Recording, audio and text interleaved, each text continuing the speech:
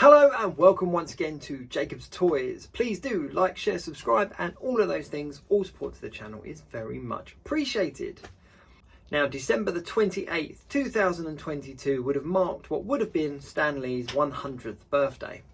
Now, as a huge fan of Marvel Comics and a collector of Marvel action figures such as Marvel Legends and Marvel Select, I wanted to do something to kind of pay tribute and mark the occasion with some kind of photography. Now, if you check out my Instagram page, Jacobs_toys, you can see the actual finished photograph as it was intended. But this is just a video to kind of run you through the steps of what it is that I did and what it is that I created in order to make that photograph. Now, Marvel Legends do already have the Stan Lee figure out. It's a cool figure that came out a couple of years back to kind of pay tribute to Stan Lee and his appearance in the Avengers film. And I do have one boxed. I'm not an in-box collector, but I managed to get hold of two, so I decided to keep one in the box just because it's got this cool signature on it and obviously the Excelsior logo down the side and everything. And I've got one that's actually in my collection as well. But that wasn't quite enough, and I wanted to do something that kind of symbolised the universe and the characters and stuff that the man created. So this video is kind of a run-through tutorial kind of thing. So it just shows you the steps that I took in order to build the kind of display piece. And obviously, if you want to, you can build on yourself. You can follow along. You can do one similar. If you've got any comments or questions or anything, pop them in the comments below this video, or of course, drop me a message on Instagram, and I'll do my best to help you out with creating your own. But yeah, December 28th would have been his 100th birthday, so I decided to pay tribute to that kind of huge kind of milestone by creating this. So enjoy. Okay, so like with a lot of the dioramas I build, I'm going to use the underfloor heating sheets. These are available on places like eBay and Amazon, and they're not that expensive to pick up, but they're really good for sculpting and cutting and stuff. Now, I've printed out one of Stan Lee's signatures, because what I want to do is I want it to be kind of engraved into the stone. I'm going for like a stone effect kind of diorama piece, like a tribute, and I wanted his signature to be kind of front and center, but I wanted it to be engraved. I didn't want it to be printed or drawn on. I wanted it to look like it was kind of etched in the stone. So all I'm doing is I'm just pinning down that signature onto the foam sheet because I want to get it as accurate as possible. So I'm just putting in 4 pins, one on each corner, just to kind of hold it tight so that I can get the markings in the right place. So as I said, these sheets can be picked up on most places, so places like Amazon and eBay. You usually get them in like big multi-packs as well, so just check the thickness and the size because they turn up and they are quite big, so they do need to be kind of stored somewhere like a garage or a loft or something like that. Now all I'm doing is with a pin, I'm just going along and making a series of dots in the foam. I'm just going to speed this up because I don't move that quickly. I thought I'd speed this up just because it took quite a while to go along every part of his signature.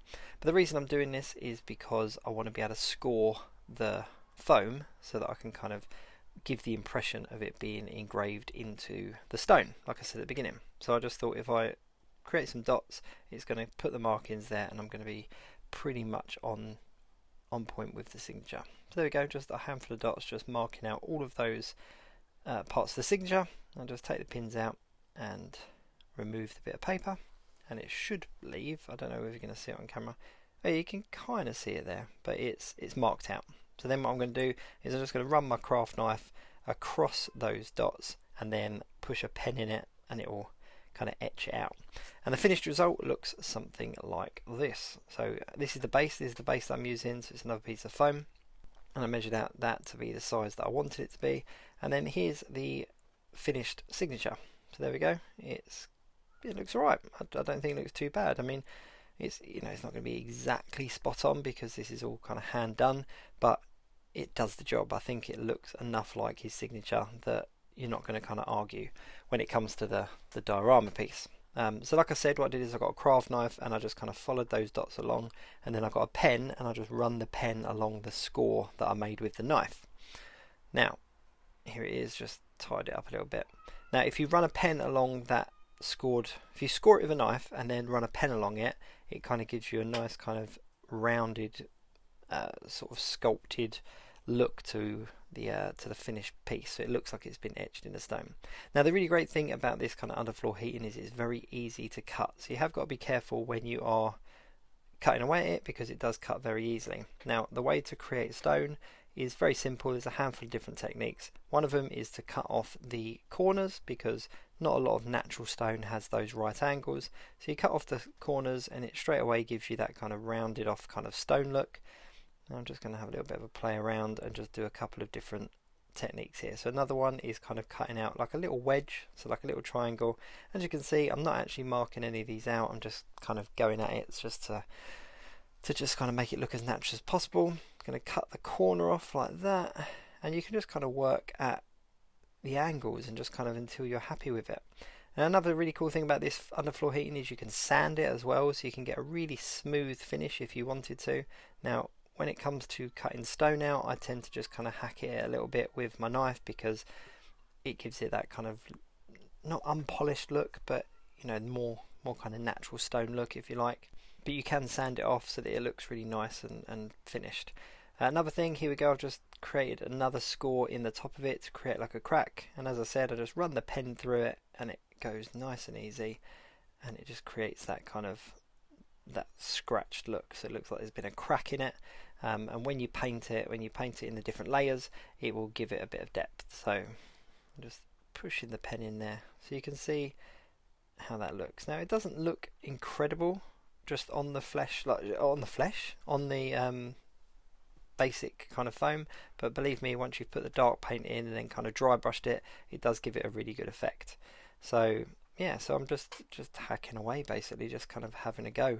Now I'm going to do this to a number of different pieces, because the idea that I've got is to kind of build up like a stone monument with different heroes that are from the comic books and from stories that he wrote, etc.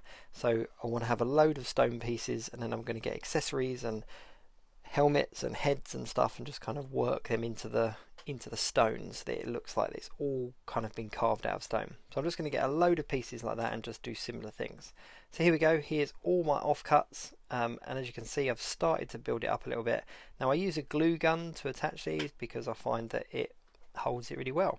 Now you have got to be a bit careful. If you put too much glue on, because it's hot glue, it will kind of melt the foam away a little bit. So you just need to put just a little bit, just enough that, you know, it's not too much, but don't overdo it because you will melt the foam. So here we go, just sticking that bit on there and on there, and that will be enough.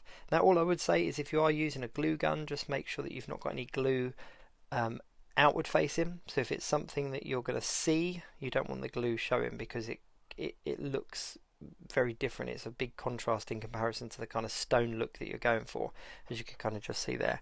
But this is what I'm going to do. I'm just going to basically just build it up with random offcuts. I'm not even going to plan out what shape I'm going to make.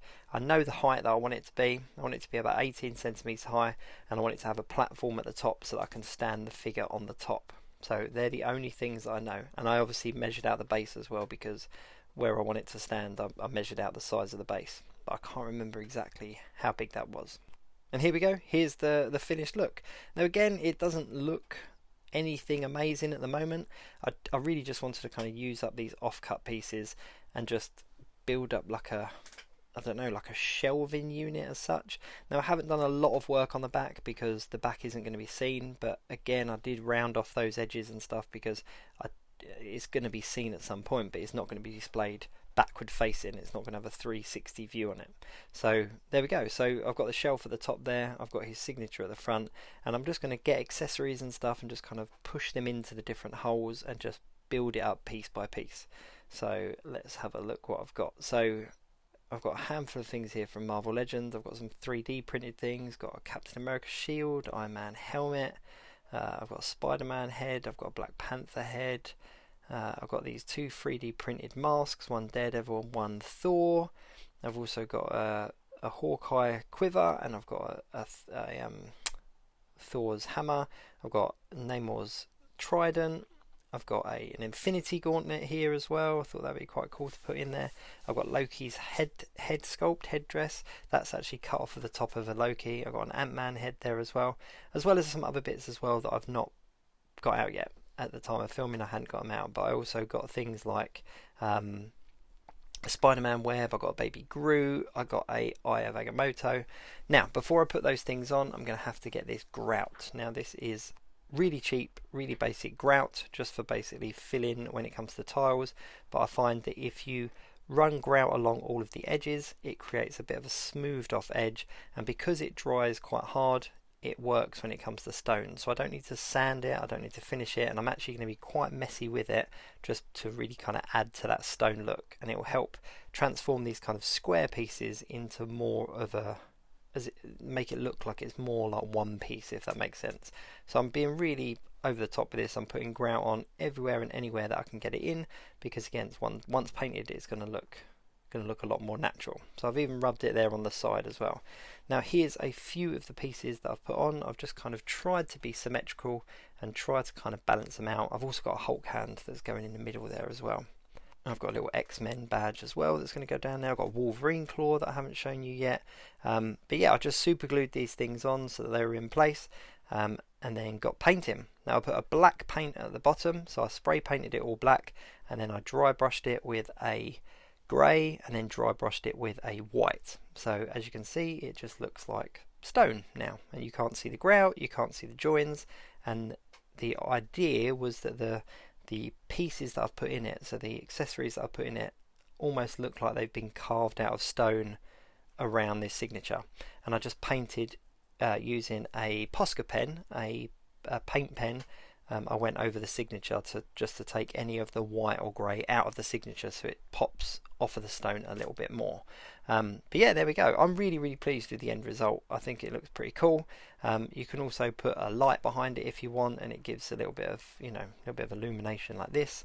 But yeah, overall I'm really pleased with it. It's turned out pretty cool, considering I didn't really plan much of it. I just kind of made it up as I went along, and I love the fact that the heroes and the characters and stuff are hidden as such. Like you need to kind of look for some of them. I think there's about 18 on there in total, 20 accessories but 18 different heroes.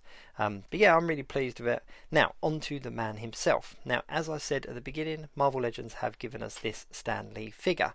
Now this is him in his costume from the film Avengers, the first Avengers film, and the head sculpt's pretty cool. I'm not going to lie, it's a good head sculpt for Stan Lee, I think. But I've had my out-of-box one displayed on this Diamond Select director's chair. Now this came with the Kermit the Frog Muppets, and it's worked. I had him kind of surrounded, there's a bit of blue tack on there. I had him surrounded by a load of the MCU characters, and I quite like the fact that he was on like a director's chair type of thing. But when you actually look at the outfit, it doesn't scream Stan Lee. He had quite a signature kind of dress code, if you like, with his sweatshirts and stuff, and I don't think the body does the head justice. So I wanted to put him on a different body, and I was racking my brains for which one to use, and then they released the very awesome Ned and Peter Parker 2-pack, which is them in their civilian clothes. And lo and behold, Peter Parker came in a green sweater and sort of khaki pants, like khaki trousers. Now I don't know if this was done intentionally, but that pretty much is Stan Lee's signature look. So here he is, and I think it's going to make a good substitute. Now the only thing is he's got trainers on and he's got a backpack on, so I'm going to take the backpack off, obviously take the head off, and swap the shoes out. So I'll just swap the shoes out for standard Marvel Legends shoes, just some normal brown sort of suit shoes. They've got a slightly different angle on them, so I don't know whether they're going to work, but putting these two together look a little bit something like this. Boom, here we go. Now I think that's alright. I'm not going to lie, I think that looks a lot more like Stan Lee. It's him in his signature kind of green sweater. There's a shirt underneath. Now I could go a little bit further and paint the shirt white. I think that would look quite cool. Now the head doesn't quite go on the ball joint, so I'm going to have to hollow out a little bit more of the head so it sits on it better. I've swapped the shoes over, but as you can see from the side it looks a little bit wonky, and it is going to affect him standing up a little bit, so I'm going to have to maybe put some magnets in his feet and attach those to the base. But I much prefer this look than the look of the figure originally, so this is definitely going to be my Stan Lee in my Stan Lee tribute to his 100th birthday. But I'm really pleased. I think that that's actually worked out quite well. I am going to go back. I'm going to paint his shirt white because he quite often had a white shirt underneath his green sweater, and I'm going to put some magnets in his feet.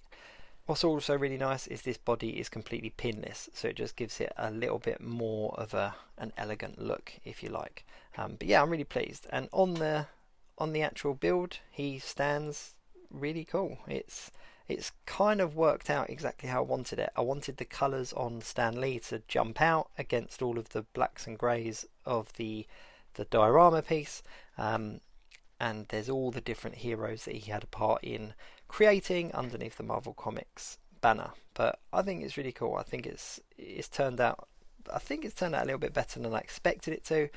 And as I said, I built this so that I could take some photographs. So here it is. Here is the photograph that I created that I'm going to be posting on my Instagram account just to mark Stan Lee's 100th birthday.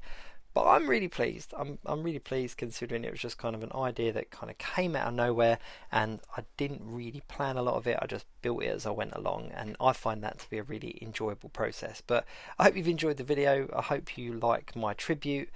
Do check out Jacobs_toys over on Instagram. You can see the photograph properly in a little bit better kind of high definition. You can kind of zoom in and stuff. But there we go. That's my tribute to the man himself, Stan Lee.